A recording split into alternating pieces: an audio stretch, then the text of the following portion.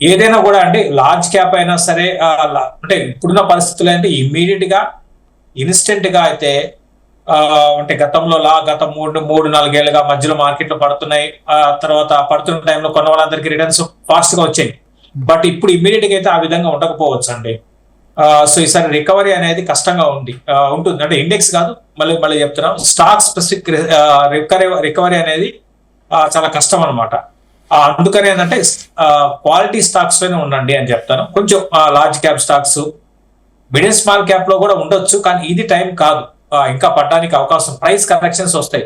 అందుకే middle small cap లో invest చేయాలనుకున్న వాళ్ళు క్వాలిటీ స్టాక్ ని సెలెక్ట్ చేసుకొని స్లోగా, అంటే ఒకేసారి భారీగా ఇన్వెస్ట్ చేయకుండా స్లోగా ఎస్ఐపి లాగా చేసుకోవచ్చు. ఒకవేళ ఇవన్నీ ఎందుకు మనకు అనుకుంటే శుభ్రంగా మ్యూచువల్ ఫండ్ లో ఇన్వెస్ట్ చేయడం బెటర్. బట్ ఓవరాల్ గా ఏంటి అంటే పడుతున్నప్పుడు ఇన్వెస్ట్ చేయడం అనేది మంచి స్ట్రాటజీ అవుతుందండి. లాంగ్ టర్మ్ కి ఎప్పుడు కూడా పెరుగుతున్నప్పుడు వెనకాల పడి దాని వెంటబడి చేంజ్ చేసి కొన్నా కన్నా ఇట్లా పడుతున్నప్పుడే క్వాలిటీ స్టాక్స్ ని పట్టుకుంటే మళ్ళీ కొంచెం మార్కెట్స్ ఆగితే క్వాలిటీ స్టాక్స్ ఇమీడియట్ గా పెరిగే అవకాశాలు ఉంటాయి. అంటే సార్ ఇప్పుడు మీరు ఒక మాట అన్నారు, పడుతున్నప్పుడే పట్టుకోవాలి కదా. సో ఇప్పుడు ఆ జోన్ వచ్చిందా, ఇప్పుడు ఇంకా పడే అవకాశం ఉందా? పడుతున్నప్పుడే పట్టుకునే లాంగ్ టర్మ్ ఇన్వెస్టర్ చెప్తున్నాను నేను, నెల 2 నెలలు 3 నెలల గురించి కాదు.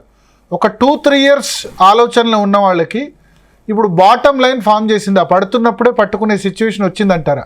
2-3 ఇయర్స్ దృష్టిలో ఆలోచిస్తే, even mid cap, small cap అయినా, లార్జ్ క్యాప్ అయినా.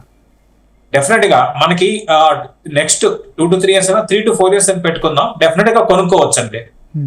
స్టార్ట్ బయింగ్ అని చెప్తారు, కొనుక్కోవచ్చు. ఎందుకు అంటే ఇప్పుడు ఈ రీసెంట్ గా మనం ఇప్పుడు అనుకున్నాం, ఫస్ట్ కారణం ఏంటి అంటే ఎఫ్ఐఎస్ నుంచి సెల్లింగ్ ఉంది. తర్వాత డొమెస్టిక్ ఫండ్స్, డొమెస్టిక్ లిక్విడిటీ అంటే డొమెస్టిక్ రీటైల్ ఇన్వెస్టర్స్ బాగా తగ్గిపోయారు లాస్ట్ 2-3 నెలలుగా, అదొక కారణము. ఒకటి ఎఫ్ఐఎస్. మూడోది అంటే రీసెంట్ గా ట్రంప్ గెలిచిన తర్వాత అక్కడ టారిఫ్ ఏ విధంగా ఉంటుంది, ఇటువంటి భయాందోళనలు, ఇవన్నీ కూడా కారణాలుగా రీసెంట్ గా పట్టం చూసాం. దీంతో పాటు ఏమవుతుందంటే మార్జిన్ ప్రెషర్ అనేది ఉంటుందండి. మార్కెట్స్ బాగా పడుతున్నప్పుడు మార్జిన్ ప్రెషర్ ఉంటుంది.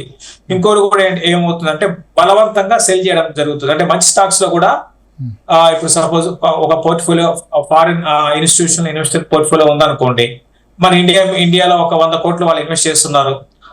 సో ఒకవైపు ఏమో కొన్ని స్టాక్స్ నష్టాలకు వెళ్ళిపోతాయి, కొన్ని ప్రాఫిట్ లో ఉంటాయి. మంచి స్టాక్స్ అయినా సరే ఏం చేస్తారు, ఓవరాల్ గా బయటపడాలని చెప్పేసి అన్ని అమ్మేస్తారు. దాన్ని ఏమంటారు అంటే ఫోర్స్ సెల్లింగ్ అంటాం, క్యాపిచులేషన్ అంటాం అండి. దాన్ని స్టాక్ మార్కెట్ భాషలో క్యాపిచులేషన్ అంటాం.